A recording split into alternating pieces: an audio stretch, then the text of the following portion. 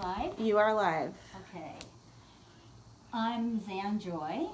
I am a radical, anti-racist, Jewish and white, feminist, womanist, activist, lesbian, and I have been driving a very large box truck around the country since 9/11. I painted on the back of my box truck when 9/11 happened. I painted "Thou shalt not kill," and I put offense with a red line through it, defense with a red line, retribution, revenge, retaliation. Were you going to check to see if it was that? And Sorry. and I put over 400,000 miles on my truck, driving around the country, engaging with people, and talking about what's happening in this country, what we're doing around the world, what we're doing here, and organizing and doing actions. And so when I talk with people, especially people who are somewhat informed, they get to the point where they say, yeah, you know, I know all that, but what can I do? So I wrote a book called But What Can I Do? Because I'm willing to tell people what we can do. We're in very challenging times right now. You're on air. Yay! I'm on air. Okay, my first time on air, so please forgive me. Whatever, never mind. My book, But What Can I Do, is about these travels around the country, these 400,000 miles, and some of the conversations I've had, and a lot of the learnings and the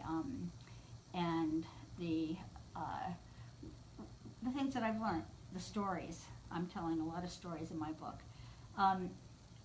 Our country, the theme through my whole book is our country has been built on war, racism, and misogyny, sexism. Those three things are in every single aspect of our country, from the beginning through the middle till now. Everything that I'm talking about in my book, everything, almost everything, I've learned from Black and brown women. And I just want to say that first of all. I feel so fortunate to have these learnings, and I'm sharing them with you. I think that there's two things that really impede change in our country. Those of us that really want to change our country, there are two major things. And one is we, especially white people, do not know our real history. We don't know it. And the other is that we know a lot of lies and a lot of propaganda and a lot of myths. And I try to tear down some of those myths and propaganda. Like, okay, we all think that Christopher Columbus sailed and he came here and he discovered this wonderful land, and the white people that came here were fleeing persecution, blah, blah, blah, blah, blah, blah, and came here to do that. But I ask you, do you know the doctrine of discovery? Do you know that? Mm-mm. Do you know the doctrine of discovery? No. The doctrine of discovery was written in the 1440s, about 40 or 50 years before Columbus even left Europe. And the highest authority of the land, the Pope, wrote this doctrine. And I just have to read this to you. He declared war against all non-Christians in the entire world, deemed any non-believer subhuman. Subhuman, we've heard of that before, right? And directed European men to capture, vanquish, and subdue the pagans, Saracens, and other enemies of Christ, to put them into perpetual slavery, and to take all their possessions and property.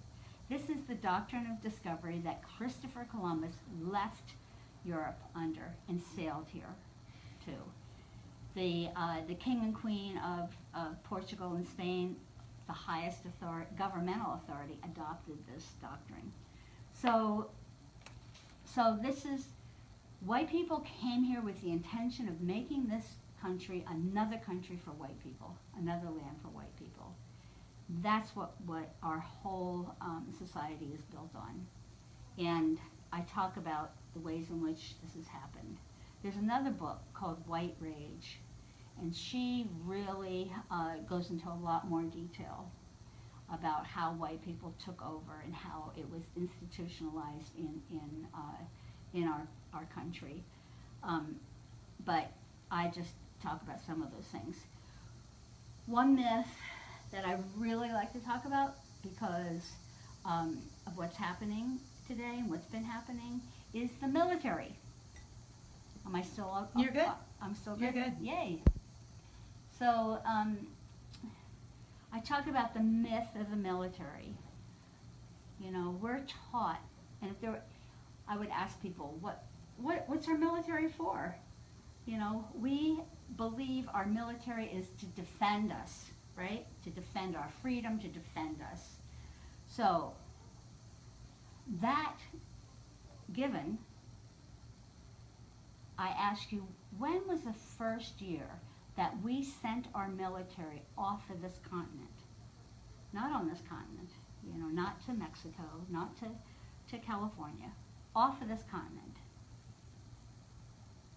Does anybody know?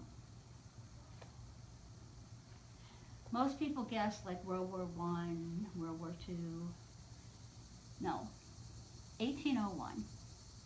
Our country was not even 25 years old when we sent our military off of this land over to Africa, to Libya. And why? Why did we send it there? To protect U.S. business interests.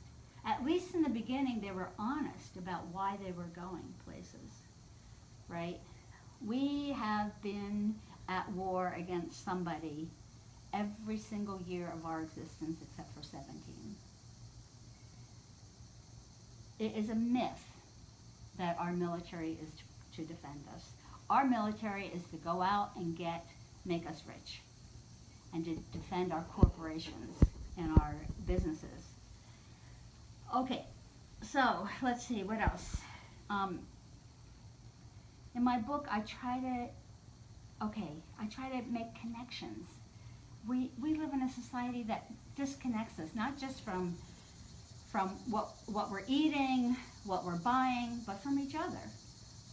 You know, so I try to talk about those connections. Like, one big connection that we fail to make is the connection, okay, I think everyone accepts the fact that the burning of fossil fuels is contributing 999.99% to global warming, to climate change, to climate disaster.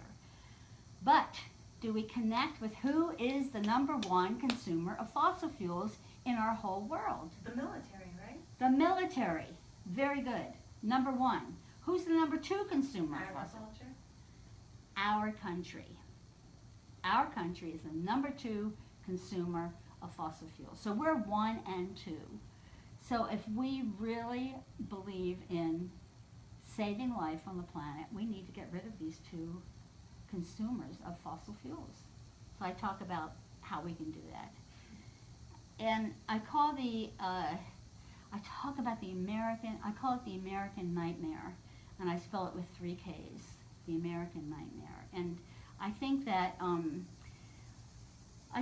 lot of us can imagine what kind of a nightmare it is for people who are in other countries, who were taking their resources and were taking even the people. But it's also a nightmare for those of us in this country that are striving for this American nightmare. It's jammed down our throats from the time we're born. And it is such a nightmare.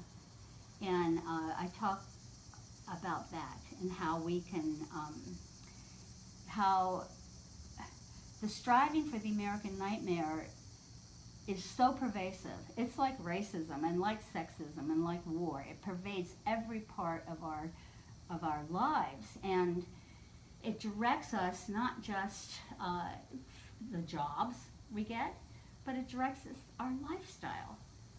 You know, and it says this is the only lifestyle we should have, and if you don't have this lifestyle or strive for it, then you know you're way down here. right? And the closer you get to the American nightmare, the more status you have. But I like to ask people, I'm asking you, okay? If you have a roof over your head, stand up. I'm going to stand up. Is this still facing me? Well, Okay. yeah. If you have, that's one thing. If you have food in hand that you do not have to eat today, that you can save for tomorrow, stay standing, okay? If you have a source of clean water 24/7, stay standing. And if you have a change of clothes, if you have these 4 things, stay standing. Okay, look around and see who's standing. We are the 15% richest people on the planet. 85% of humans on this planet don't have these simple 4 things at the same time, which is one of my objections to the Occupy movement. You know, we have to stop looking at the fucking 1%. They got their stuff through genocide, through slavery, through demolishing Mother Earth. Why would we want to have anything that they have? That's what I think.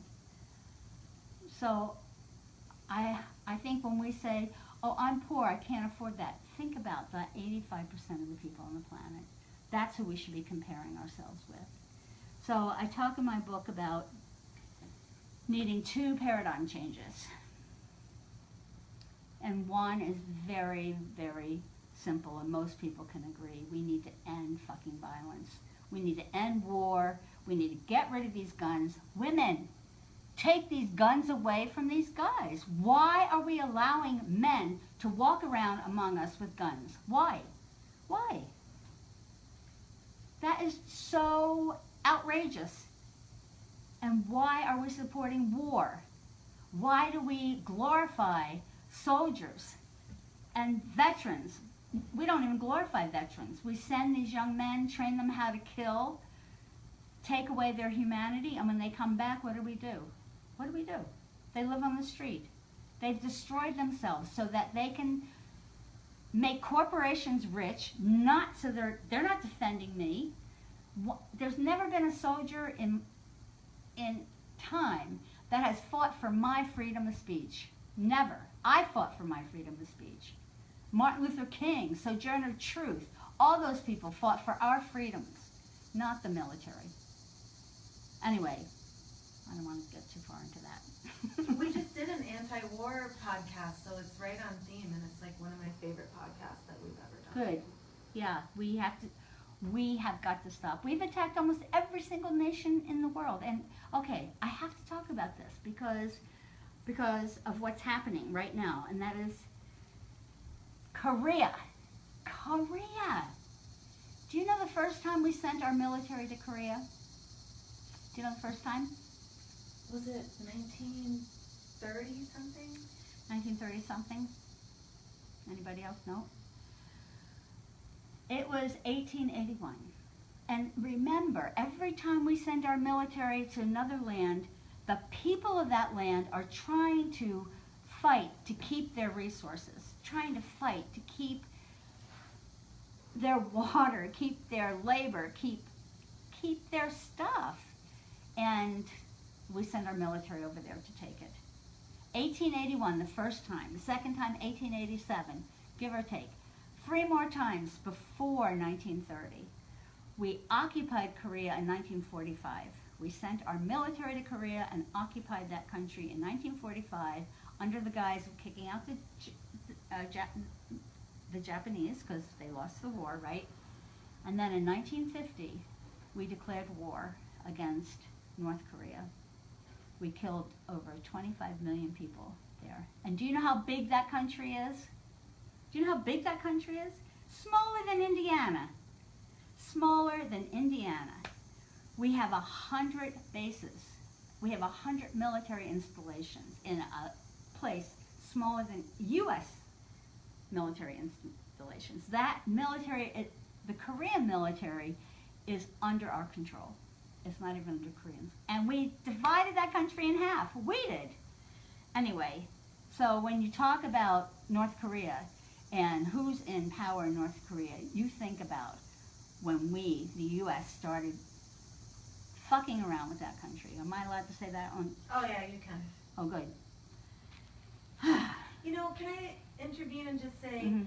who is the U.S.? Because when you say we, I know I'm a U.S. citizen, but like, it seems like the U.S., the idea of the U.S. is more of a corporation than it is a citizen-based government. You know what I mean? I have a whole section on that where I talk about no one in this country wants to take responsibility for what this country does. No one. You know, the president doesn't want to take responsibility. The president says, get the people to talk to me. Congress says their hands are tied. The military, their hands are tied. I wish I could, I don't know where it is right now, but I feel like we have to be responsible for what's happening in our country. We have to be responsible. We benefit, whether we, remember, 15% of the people, those four things, you know, we benefit. It's like racism. We hate that legacy. I don't want that legacy on my back, but it is on my back. I don't want the legacy of war on my back, but it is on my back. You know, and every single one of us has to be responsible. We live in this country.